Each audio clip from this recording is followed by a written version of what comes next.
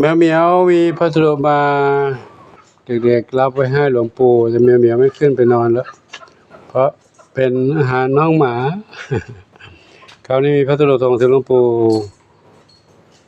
วัดพงชัยตำบลบ้านสางอำเภอชะอำจังหวัดลำปางจำนวน2 กระสอบครับ2 กระสอบใครไปรับแล้วเนี่ยใครเอ่ย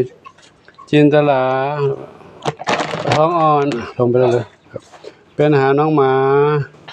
มีรสนมเนยน้องหมาอายุ2 เดือนขึ้นไป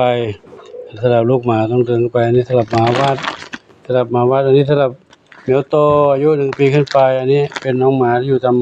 ถนนข้างนอกที่หลวงปู่บิณฑบาตให้เนาะครับซึ่งส่งมาจากคุณโยมกฤษพรจิระชัยธรครับส่งคุณโยม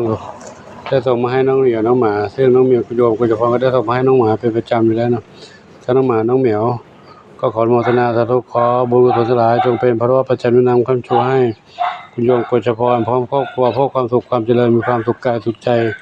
ปรารถนาที่ใดขอได้ทุกความมุ่งมั่นปรารถนาทุกประการเทินสัพพิติโยวิวัชชันตุสัพพะโลกวินัสสตุมาเตภวันตรายโยสุขีทีคายุโกภวะอภิวาทนาสิริสนิจังพุทธปัจจายโน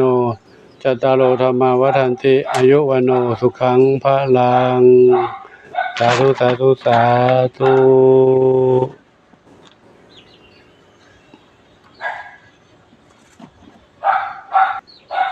น้องเหมียวไม่ใช่ของน้องเหมียวลูกของน้องหมาเนอะน้องเหมียวน้องโยกไปพรส่งให้วันก่อนนู้นแล้วเนาะเป็นอาหารน้องหมาน้องเหมียวแล้วก็ของ